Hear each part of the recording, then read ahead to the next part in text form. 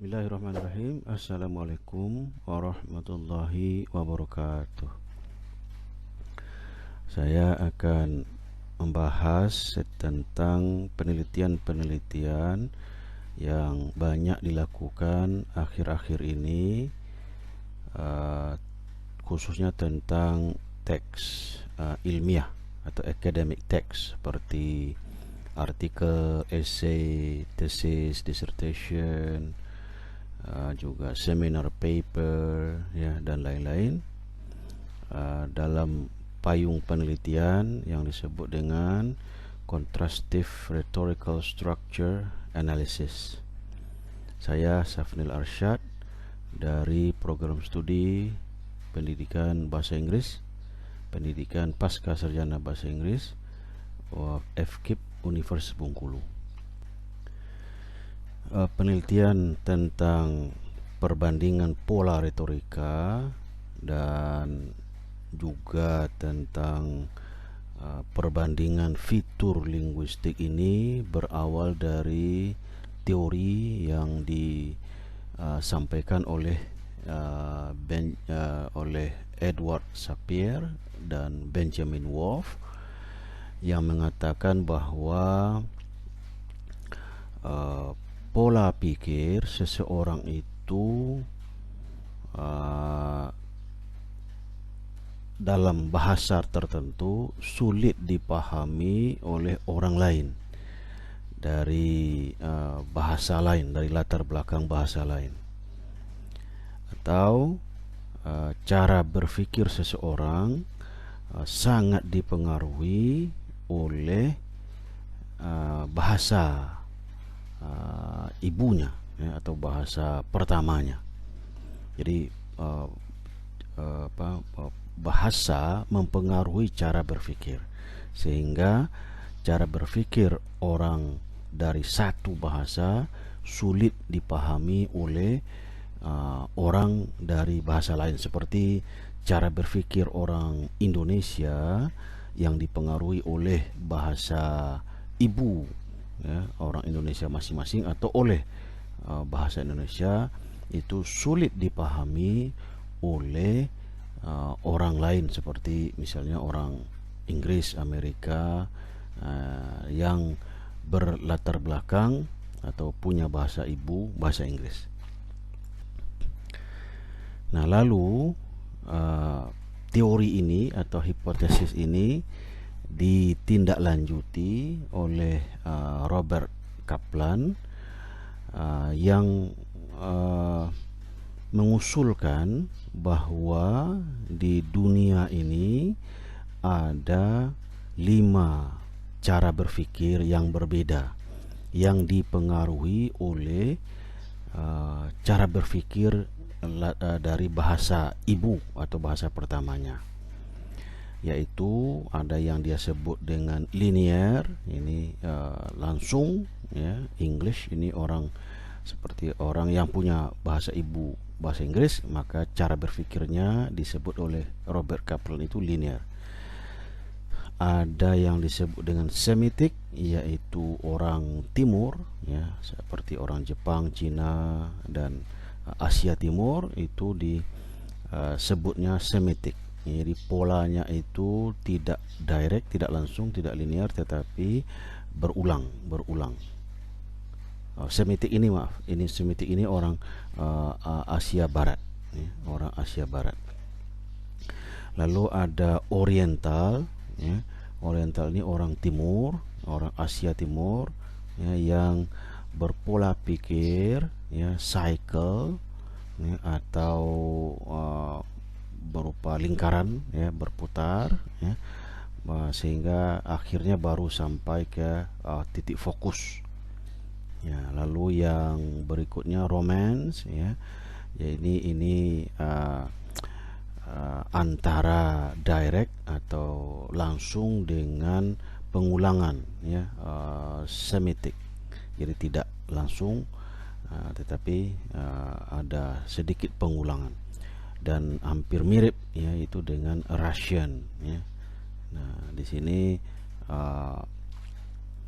pengulangannya juga ada, tetapi tidak banyak, ya, tetapi juga tidak direct seperti orang Inggris. Jadi 5 pola pikir ini disimpulkan oleh Kaplan berdasarkan hasil penelitiannya terhadap mahasiswa asing yang belajar bahasa Inggris di Amerika.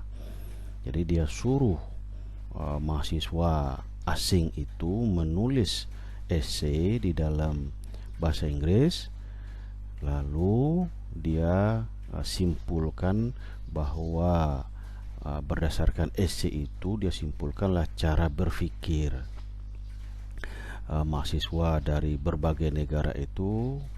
Dia kelompokkan menjadi 5 pola, yaitu direct, itu orang yang latar belakang bahasa ibunya bahasa Inggris, ya, dan lalu pengulangan atau Semitic yang berasal dari Asia Barat atau Arab, lalu Oriental atau Cycle, ya, dari Asia Timur, ya.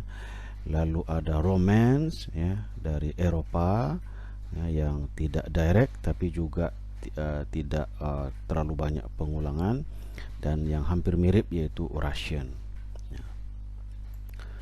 Penelitian Kaplan ini atau teori Kaplan ini mendapat kritikan dari banyak pihak yang menanyakan, ya, pertama, do the students write in that ways when writing in their first language? Seandainya mahasiswa tersebut menulis dalam bahasa ibu mereka, ya, yang berasal dari berbagai negara tadi, apakah juga polanya akan seperti itu? Kalau yang data Robert Kaplan ini, ketika mahasiswa dari berbagai negara itu disuruh menulis dalam bahasa Inggris, itu bahasa yang sedang dia pelajari, atau bahasa asing atau bahasa kedua.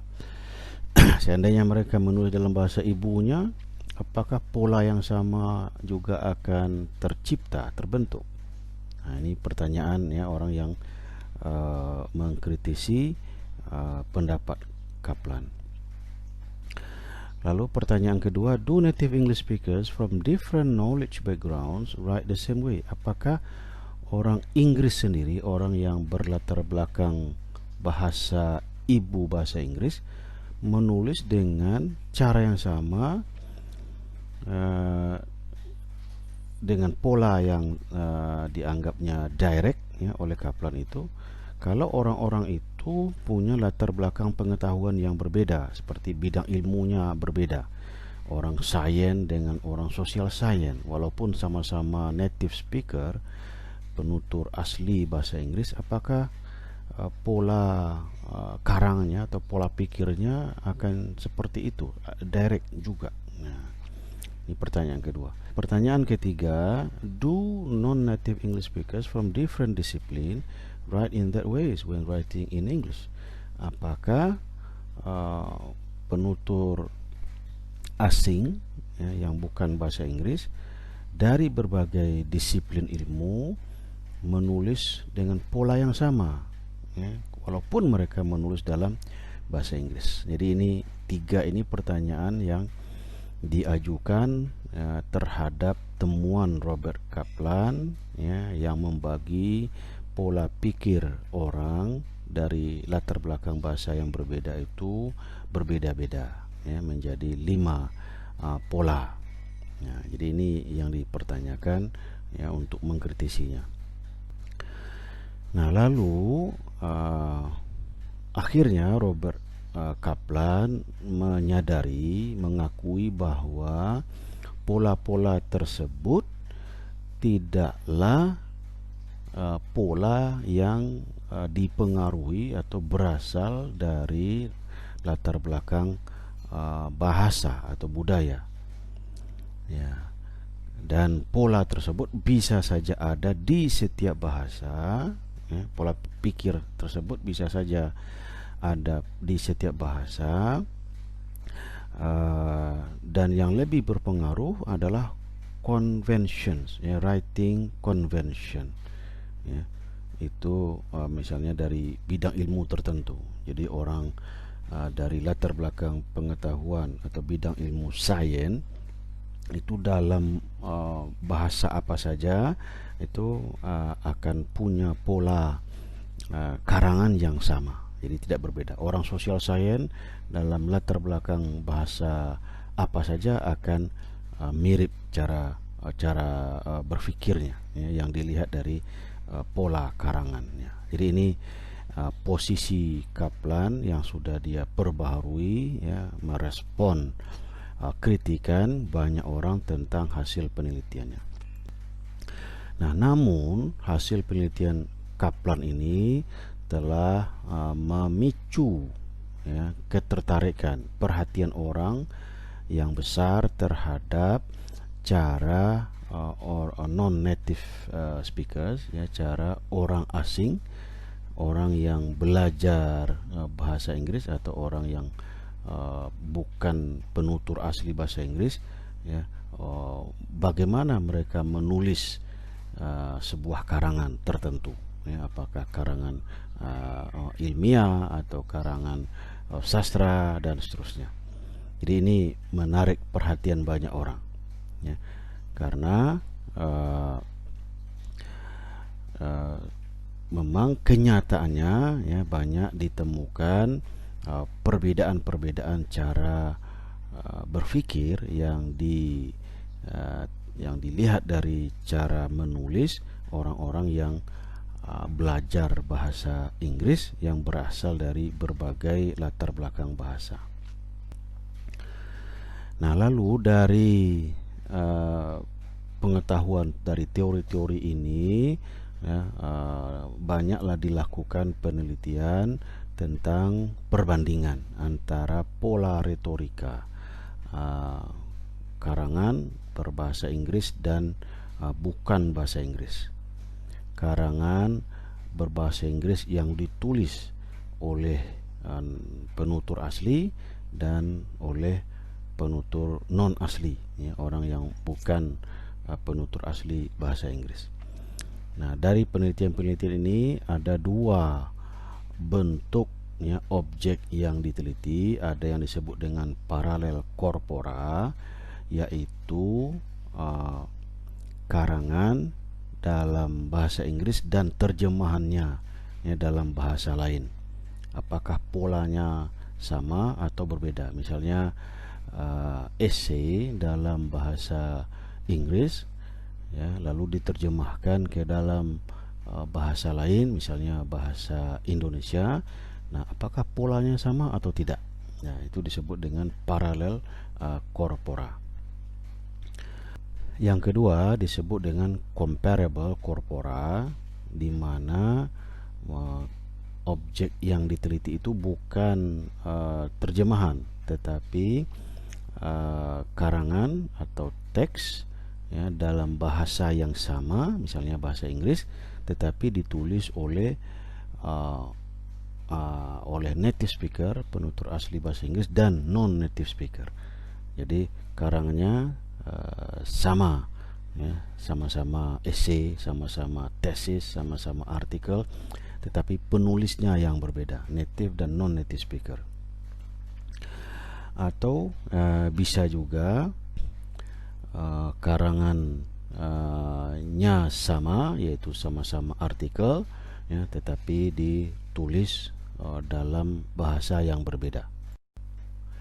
Ini contoh penelitian yang sudah dilakukan, ya, dan sudah dipublikasikan tentang perbandingan retorika ini. Misalnya Ulla Conner pada tahun 1987 membandingkan karangan argumentatif, ya, yang ditulis oleh penulis Inggris, ya, berlatar belakang bahasa ibu Inggris, Jerman, ya, dan Amerika dan Finlandia.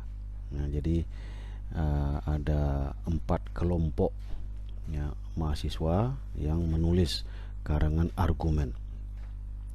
Lalu Conner menemukan adanya variasi pola retorika karangan tersebut dari keempat grup tersebut, di mana urutan atau susunan bagian situation, problem, solution, evaluation was not used, ya, tidak digunakan secara konsisten, ya, dalam karangan argumen yang ditulis oleh orang Finlandia dan Jerman, mahasiswa Finlandia dan Jerman, ya. Sementara karangan argumen yang ditulis oleh mahasiswa dari Inggris dan Amerika itu mempunyai susunan karangan argumen itu dalam bentuk, ya, situation, problem, solution, evaluation, ya, lebih banyak, ya, ditemukan, ya. Artinya ada perbedaan antara karangan argumen, walaupun sama-sama karangan argumen, tapi polanya berbeda antara karangan argumen yang ditulis oleh non-native speaker, ya, penutur bahasa asing yang bukan bahasa Inggris, dengan penutur bahasa Inggris. Penelitian berikutnya yaitu Hinz pada tahun 1983 juga melakukan penelitian cross cultural comparative study, ya, tentang organisasi atau pola karangan Japanese dan English expository writing, ya. Jadi karangan antara mahasiswa Jepang dan Inggris native speaker, ya. Dia menemukan bahwa none of the organizational patterns, ya, tak satu pun pola karangan yang ditulis oleh mahasiswa dari Jepang, ya, sama, ya, atau berterima, ya, bagi mahasiswa atau bahasa Inggris, ya. Jadi polanya sangat berbeda dengan pola yang umum ditemukan dalam pola wacana ilmiah bahasa Inggris. Nah, jadi di sini temuan ini mendukung, ya, teori Kaplan, ya, di mana bahasa ibu, ya, bahasa pertama mempengaruhi cara kita berpikir yang dilihat dari cara kita menulis karangan ilmiah ketika kita menulis karangan ilmiah itu dalam bahasa lain selain daripada bahasa ibu kita. Ya, di sini adalah mahasiswa dari Jepang menulis karangan ilmiah dalam bahasa Inggris. Lalu menurut Hin, polanya tidak sama atau tidak berterima, not acceptable, ya, dalam bahasa Inggris. Jadi berbeda dengan pola karangan yang ditulis oleh orang Inggris, ya, yang punya latar belakang bahasa Inggris. Mauranen 1993 juga meneliti perbedaan antara Anglo-American dan Finnish. Ya, Anglo-American ini orang Amerika penutur bahasa Inggris dan orang Finlandia, ya, dan menemukan bahwa karangan yang ditulis oleh orang Amerika itu lebih eksplisit, ya, jadi lebih lebih menyatakan sesuatu secara terang-terangan, ya, dan dia mengatakan juga karangan orang Amerika ini lebih reader oriented, ya. Reader oriented artinya ini lebih mementingkan tingkat keterbacaan dari karangannya ini. Jadi tidak menulis secara abstrak, ya, atau indirect, ya, dan lebih personal, ya. Personal misalnya menggunakan pronoun I, we, ya. Nah, sementara pada karangan yang ditulis oleh orang Finlandia itu lebih implisit, ya, lebih menjemunyikan, ya, tidak secara eksplisit, ya, lebih tidak langsung, ya, mengatakan sesuatu, ya. Using less meta text, ya, menggunakan meta text, ya, yaitu alat linguistik yang menjelaskan tentang teks itu sendiri, dan menggunakan impersonal style, gaya yang impersonal, artinya tidak menggunakan seperti pronoun, kata ganti kata benda, saya, kami, nah, itu tidak digunakan, lebih menyembunyikannya, yaitu dengan menggunakan kalimat pasif ya, sehingga pelakunya ya tidak perlu disebutkan. Jadi ini temuan Mauranen. Sekali lagi, temuan ini membuktikan bahwa adanya perbedaan cara menulis, cara berpikir dalam tulisan orang yang berasal dari latar belakang bahasa pertama atau bahasa ibu. Kirkpatrick 1994 melihat struktur retorika esai yang diterjemahkan ya dari bahasa Cina dan bahasa Jepang ke dalam bahasa Inggris. Jadi esai berbahasa Cina dan berbahasa Jepang lalu diterjemahkan oleh mahasiswa dari Cina dan mahasiswa dari Jepang ya, ke dalam bahasa Inggris. Nah, lalu Kirkpatrick menemukan bahwa walaupun menurut teorinya Kaplan ya, Cina dan Jepang ini mempunyai pola pikir yang sama, yaitu cycle ya, berupa spiral ya. Namun hasil terjemahannya menurut Kirkpatrick itu berbeda ya. Dia mengatakan bahwa mahasiswa dari Cina ya, tidak menemukan kesulitan ya, menyesuaikan pola karangannya ya, ketika menulis dalam bahasa Inggris ya. Tidak seperti mahasiswa dari Jepang ya, yang lebih menemukan kesulitan yang lebih besar ya, dibandingkan dari mahasiswa dari Cina. Jadi ini membantah ya, atau menafikan temuan Kaplan ya, bahwa walaupun Cina dan Jepang itu dikelompokkan ke dalam kelompok Oriental ya, Timur, namun cara menulisnya, cara berpikirnya itu berbeda ya, dilihat dari hasil terjemahan ya, esai ya, ke dalam bahasa Inggris ya. Jadi temuan Kirkpatrick ini ya mendukung temuan Hind, di mana adalah kesalahan ya, mengelompokkan bahasa-bahasa yang berbeda ke dalam satu kelompok ya.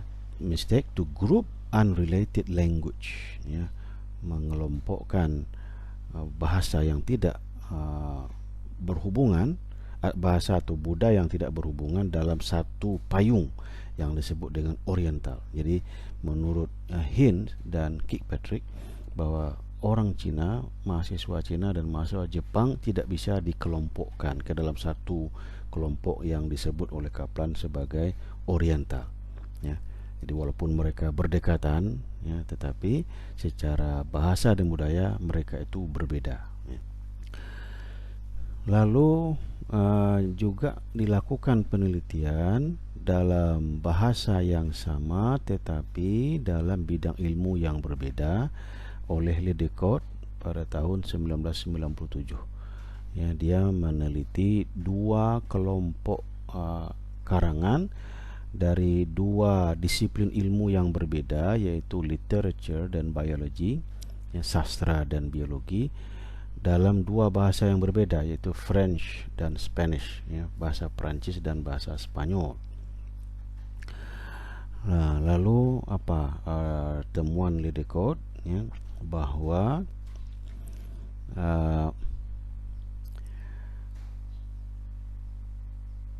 literary text, karangan sastra ya, atau teks tentang budaya cenderung lebih berbeda-beda ya, sementara karangan ilmiah ya, atau biology text, scientific text tended to be more linear, lebih linear ya. Jadi karangan sastra ya, itu berbeda-beda ya,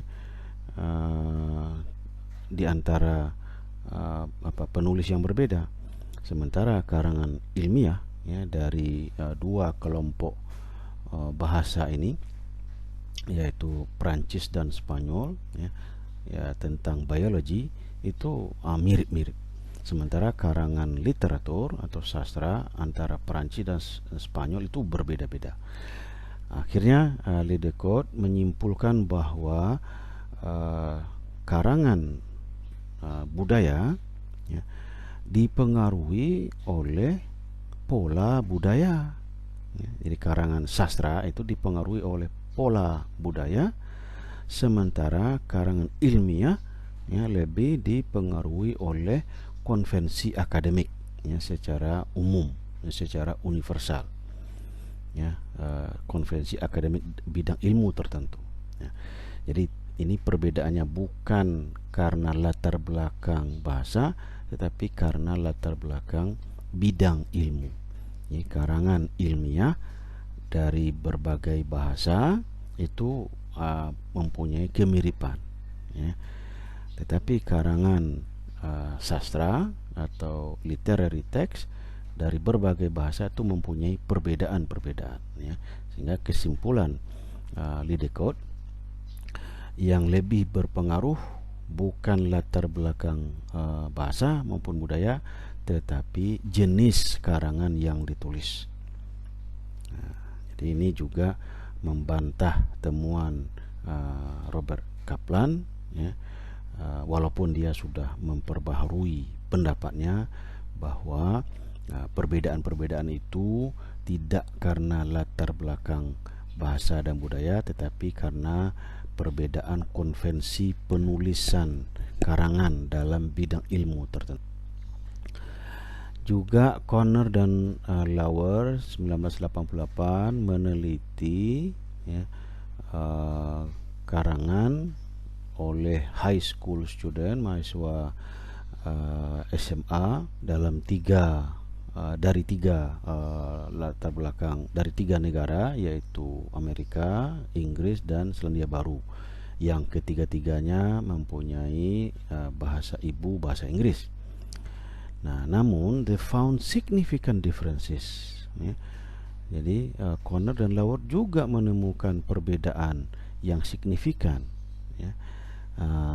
dari karangan argumen.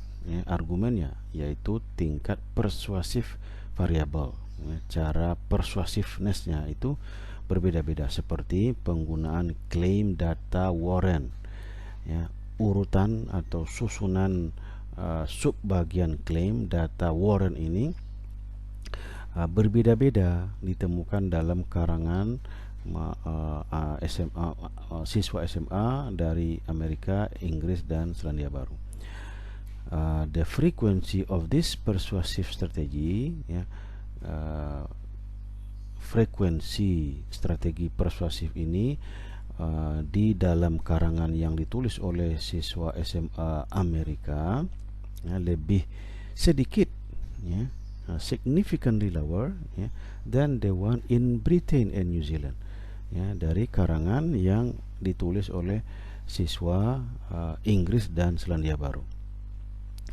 The frequency of the persuasive appeals of rationality, credibility, dan effectiveness di dalam karangan yang ditulis oleh siswa SMA Amerika are significantly lower, lebih jauh, lebih sedikit, lebih rendah dibandingkan dari strategi ini, rationality, dari aspek rationality, credibility, dan effectiveness karangan yang ditulis oleh siswa Inggris dan Selandia Baru. Jadi ada perbedaan antara ketiga kelompok siswa ini yang walaupun bahasa ibunya, latar belakang bahasa dan budayanya adalah bahasa Inggris, sama-sama native speaker, orang Amerika, Inggris, dan Selandia Baru.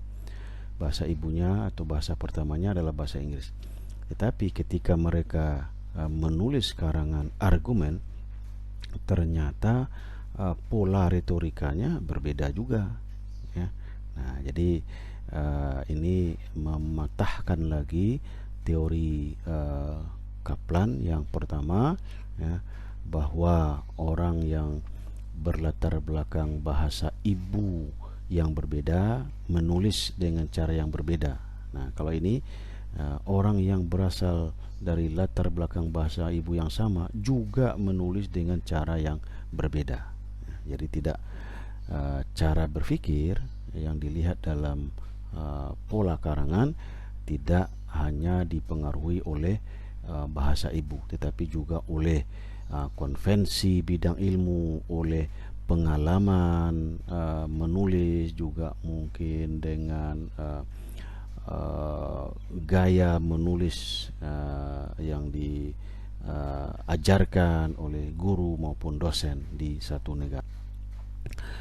Nah, saya sendiri sering meneliti pola retorika antara artikel yang ditulis oleh orang Indonesia dan artikel jurnal yang ditulis oleh orang internasional, yang sebagian tentu native speaker of English, dalam bahasa Inggris. Jadi karangan ditulis oleh orang Indonesia dalam bahasa Inggris, lalu artikel atau karangan yang ditulis dalam bahasa Inggris oleh penulis internasional. Jadi khusus tentang review and citation, cara penulis mereview dan mengutip referensi di dalam artikel, bagian pendahuluan artikel. Dan saya menemukan perbedaan, adanya perbedaan cara menulis, walaupun bidang ilmunya sama. Ini dalam bidang ilmu medical, medical sciences, bahasanya sama, bidang ilmunya sama, tetapi latar belakang penulisnya itu berbeda. Nah, lalu saya menemukan perbedaan, jadi tidak sama. Nah, walaupun perbedaannya di sini tentang cara mereview referensi dalam literature review dan mengutip referensi. Nah, ini perbedaan ini bisa saja bukan karena pengaruh bahasa ibu, tetapi karena konvensi yang diberlakukan oleh satu jurnal, khususnya tentang cara pengutipan, dan sebagian dipengaruhi oleh konvensi bidang ilmu yang juga tidak universal. Ada perbedaan antara konvensi penulisan karangan ilmiah dalam bidang ilmu medis di Indonesia dengan yang di Inggris, yang internasional, walaupun bahasanya sama. Lalu saya teliti lagi di mana orang Indonesia cenderung menggunakan gaya lokal, yaitu gaya yang berlaku berterima di Indonesia ketika menulis dalam bahasa Inggris, khususnya juga tentang cara mengutip, walaupun mereka menulis dalam bahasa Inggris. Jadi ada perbedaan dari berbagai bidang ilmu. Jadi tidak dalam satu bidang ilmu.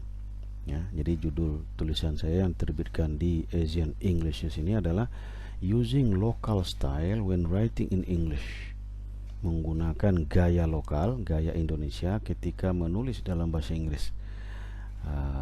Perilaku mengutip penulis Indonesia ketika menulis pendahuluan artikel dalam bahasa Inggris. Jadi ada perbedaan, jadi tidak sama, walaupun bidang ilmunya sama dengan internasional, dengan karangan internasional.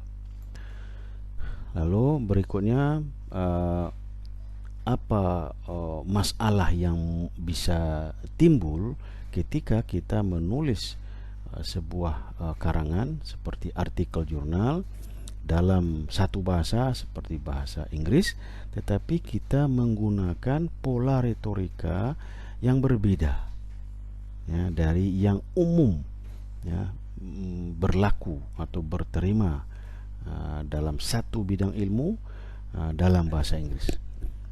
Salah satu masalahnya adalah artikel kita tidak bisa dibaca, sulit dipahami oleh pembaca yang dari luar Indonesia, ya, pembaca internasional, ya, atau ya tidak bisa diterbitkan dalam sebuah jurnal karena cara penulisannya berbeda dalam segala hal, dari pola retorika termasuk juga dari fitur linguistik seperti penggunaan tenses, ya, penggunaan pola kalimat, ya, pasif dan aktif, ya, penggunaan pola frasa misalnya, ya, lalu juga penggunaan meta discourse, ya, penggunaan uh, penanda wacana, ya, discourse markers dan sebagainya,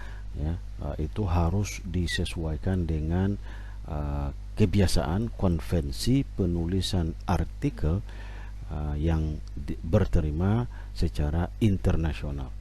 Jadi tidak bisa, ya, tulisan berbahasa Inggris yang akan diterbitkan di jurnal internasional itu ditulis dengan pola retorika dan fitur linguistik yang umum berlaku di Indonesia.